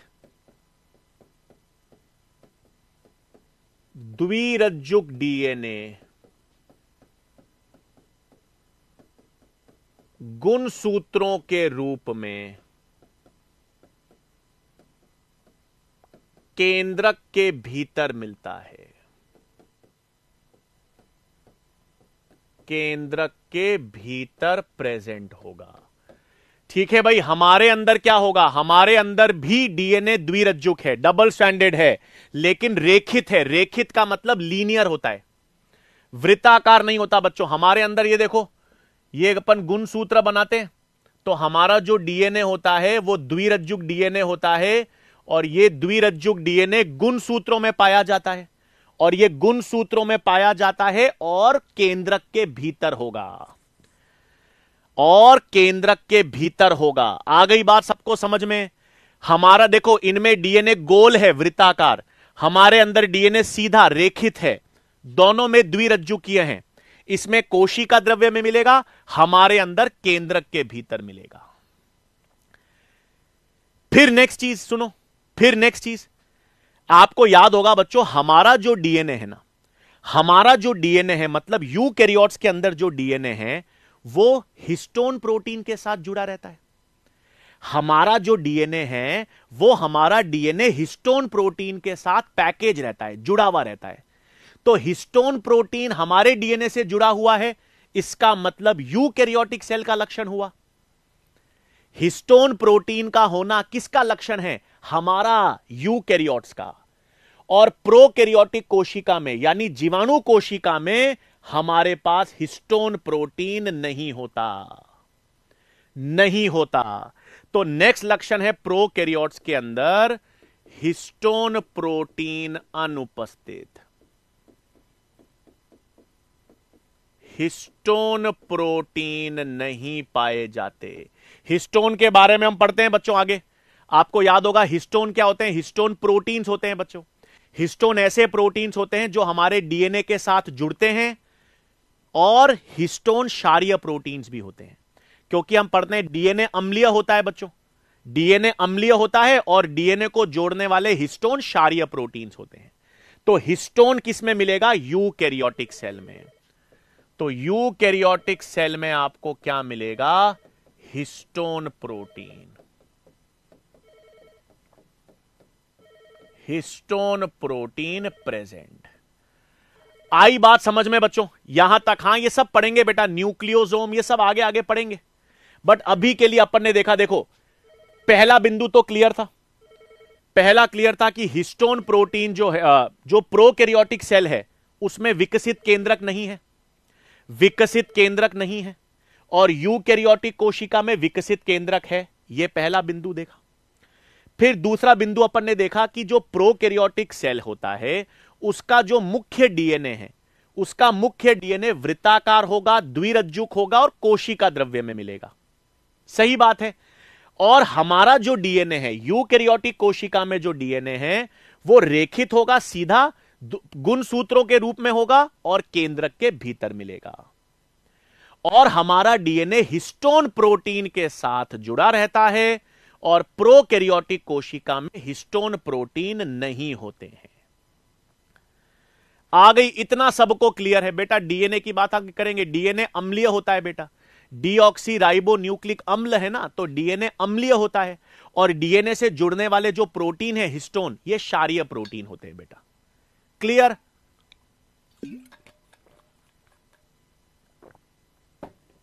इतना क्लियर है बच्चों सबको? इतना सबको क्लियर है? डीएनए की लंबाई करेंगे यार धीरे धीरे, अभी यह कोशिका में कहां डीएनए की लंबाई, मानव डीएनए की लंबाई 2.25 मीटर होती है बेटा। यहां तक क्लियर है? अब सुनो नेक्स्ट पॉइंट। अब क्या हो गया नेक्स्ट पॉइंट यहां पर, अब सुनो।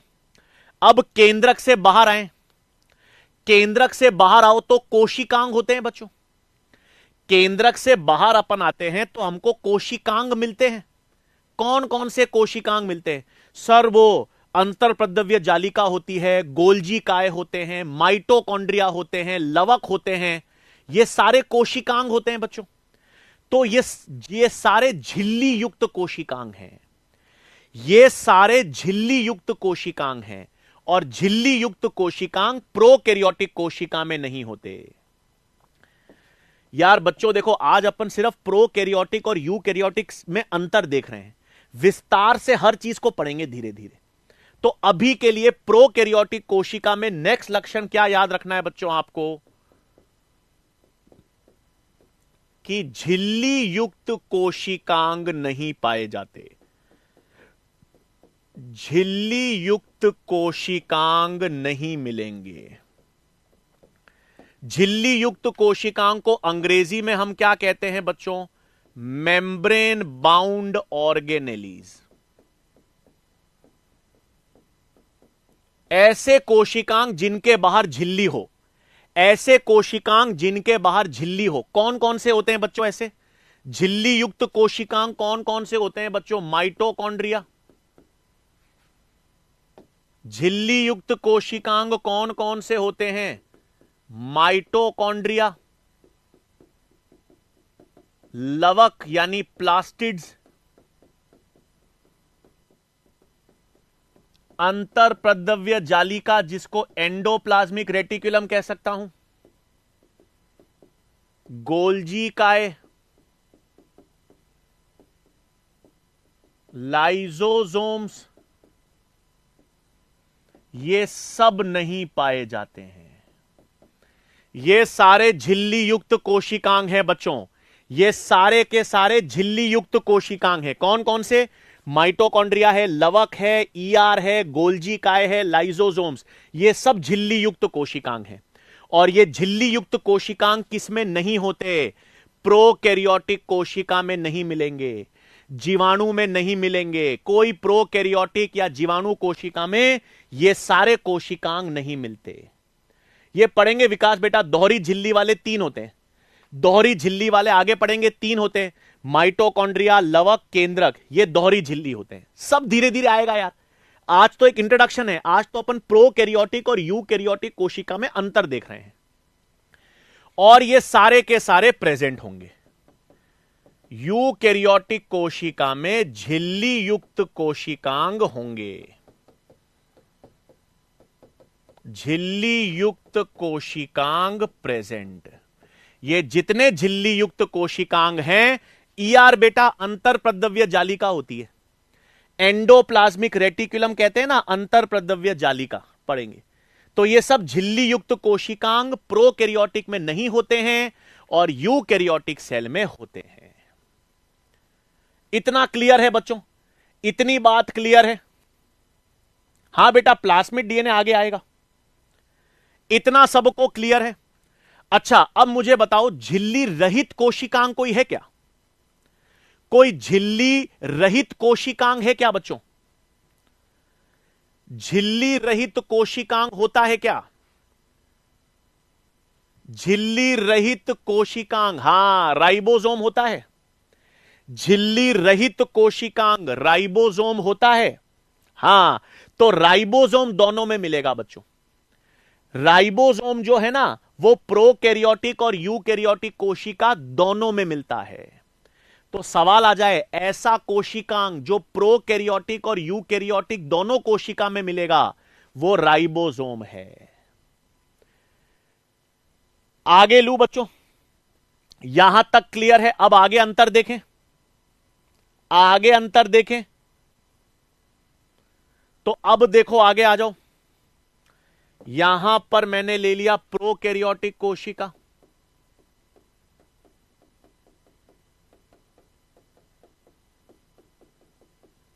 प्रोकैरियोटिक कोशिका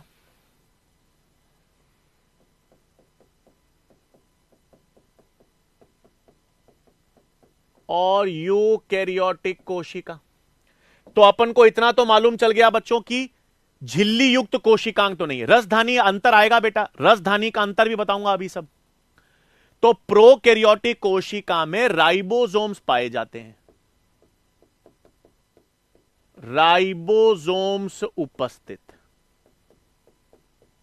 और हम पढ़ेंगे बच्चों किस प्रकार के होते हैं, 70S प्रकार के। ये हम पढ़ेंगे 70S क्या होता है, 80S क्या होता है, सब आगे पढ़ेंगे। लेकिन प्रोकैरियोटिक कोशिका में राइबोसोम्स होंगे, यूकैरियोटिक कोशिका में भी होंगे। राइबोसोम्स यूकैरियोटिक कोशिका में भी होंगे। और हम देखेंगे 70 और 80 दोनों प्रकार के होंगे। ठीक है ना, हमारे अंदर राइबोसोम 70 80 दोनों प्रकार के होते हैं, लेकिन प्रोकैरियोटिक कोशिका में केवल 70S प्रकार के होते हैं। बेटा S का मतलब आगे आएगा। S का मतलब अवसादन इकाई होती है या स्वेडबर्ग इकाई होती है। S से हमको राइबोसोम का आकार और उसका घनत्व मालूम चलता है, वो अपन आगे पढ़ेंगे S में। अभी एक बेसिक अंतर बता रहा हूं बेटा। सारे कोशिकांग हम पढ़ेंगे कि भाई ये 70S है, इसमें बड़ा उप इकाई होती है, छोटी उप इकाई होती है, सब पढ़ेंगे धीरे धीरे। आज तो अपन एक सिर्फ ढांचा, एक बेसिक इंट्रोडक्शन बना रहे हैं कि प्रोकैरियोट और यूकैरियोट में अंतर क्या है भाई। एक प्रोकैरियोटिक कोशिका में क्या चीजें मिलनी चाहिए, यूकैरियोटिक चीजों में क्या मिलनी चाहिए, एक बेसिक आइडिया ले रहे हैं बच्चों। धीरे धीरे सब आएगा, धीरे धीरे सारे पॉइंट्स हम पढ़ेंगे। क्लियर है यहां तक बात? यहां तक क्लियर है बात?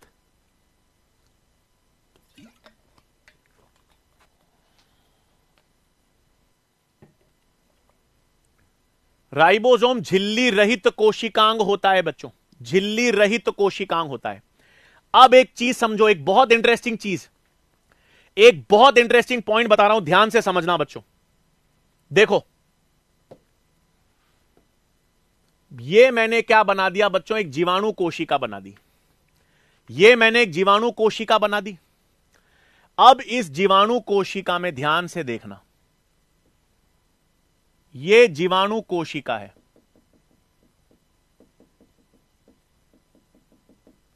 ठीक है, एक सेकेंड। ये जीवाणु कोशिका है बच्चों, और ये जीवाणु कोशिका में वृत्ताकार डीएनए है। ये जीवाणु कोशिका का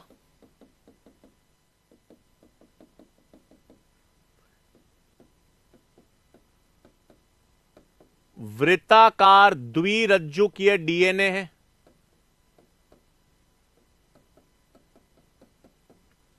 सही बात है, यह जीवाणु कोशिका या प्रोकैरियोटिक सेल में वृत्ताकार द्विरज्जुक डीएनए है। अब मुझे बताओ, यह तो इसका मुख्य डीएनए है, यह जीवाणु का मुख्य डीएनए है। अब क्या होता है, सुन लेना। अब क्या होता है, जीवाणु के अंदर, प्रोकैरियोट्स के अंदर छोटे छोटे से और वृत्ताकार डीएनए मिलते हैं।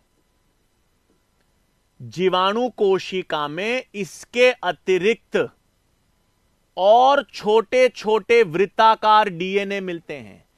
यह तो देखो जीवाणु के अंदर मुख्य डीएनए है, मुख्य वृत्ताकार डीएनए है। इसके अलावा ये छोटे छोटे वृत्ताकार डीएनए और मिलते हैं।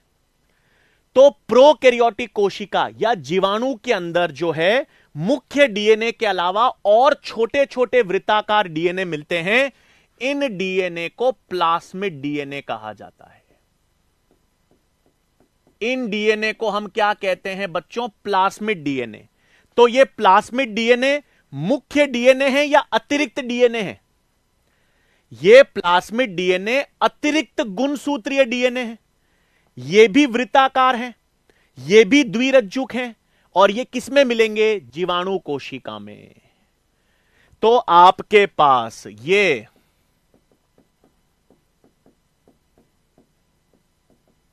अतिरिक्त गुणसूत्रीय वृत्ताकार द्विरज्जुक डीएनए, अतिरिक्त गुणसूत्रीय वृत्ताकार द्विरज्जुक डीएनए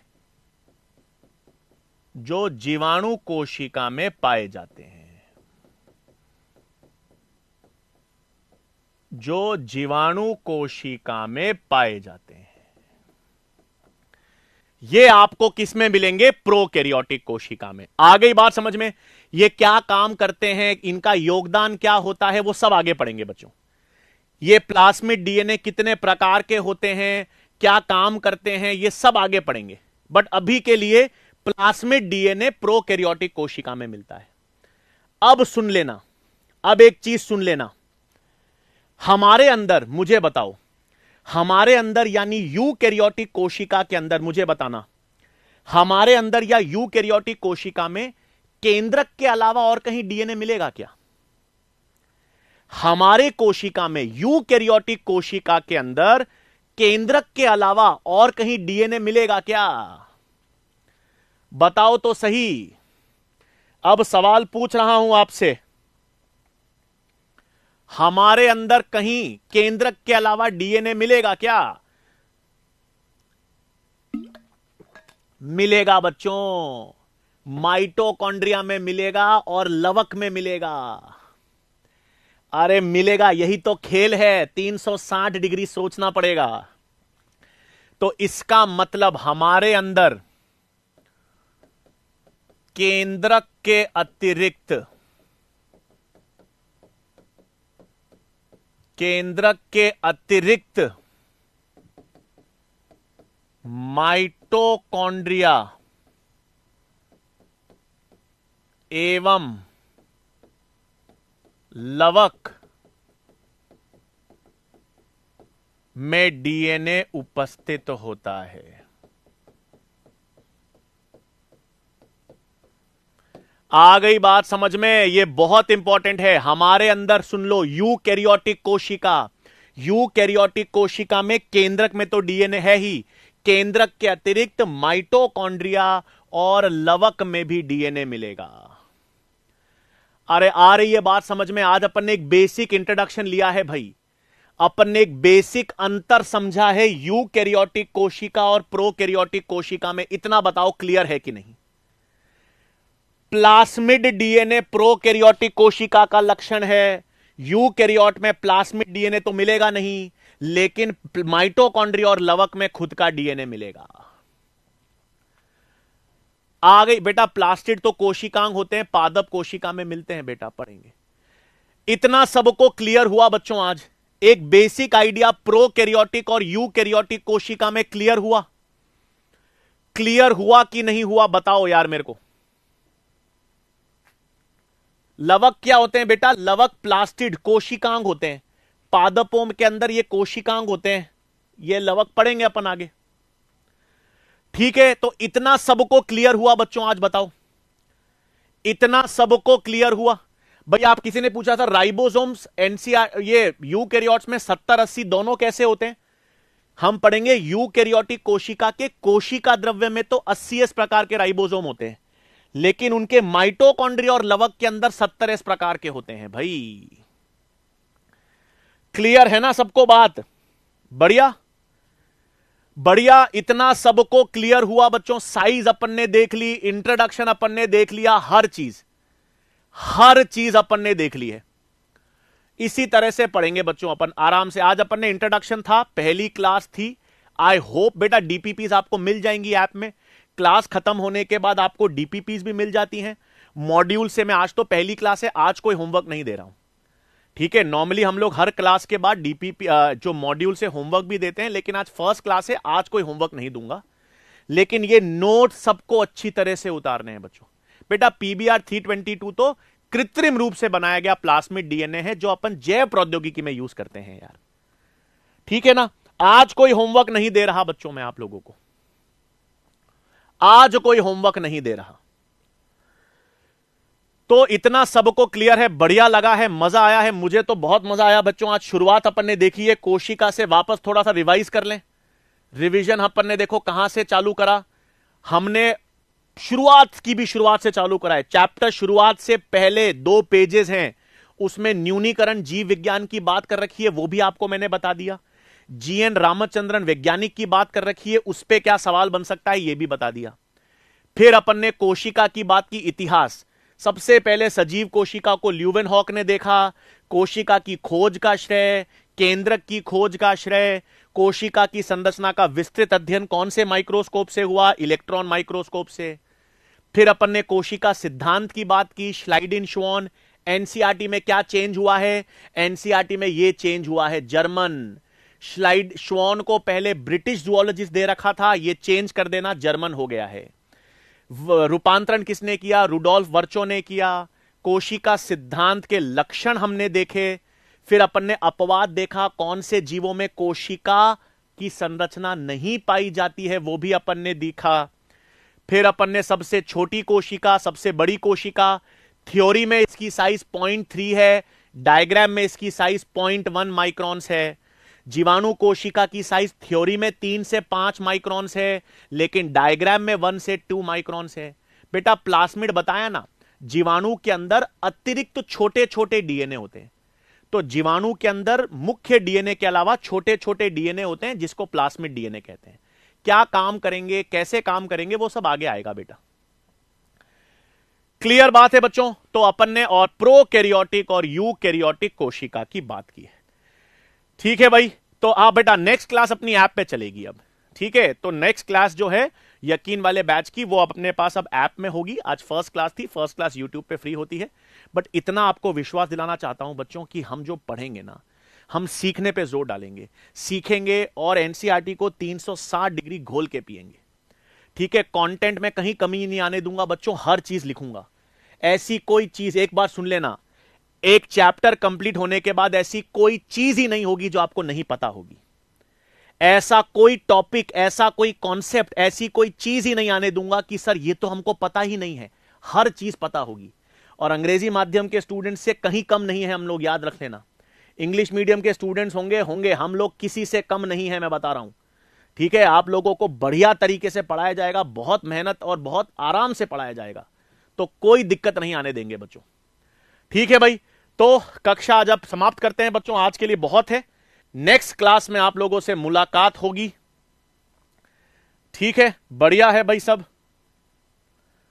होमवर्क आज पहली क्लास है, इसलिए आज होमवर्क नहीं दे रहा हूं। नेक्स्ट क्लास से फिर आपको मॉड्यूल से होमवर्क भी मिलेगा। तो नेक्स्ट क्लास में आपसे मुलाकात होगी बच्चों। बहुत बहुत धन्यवाद, थैंक यू।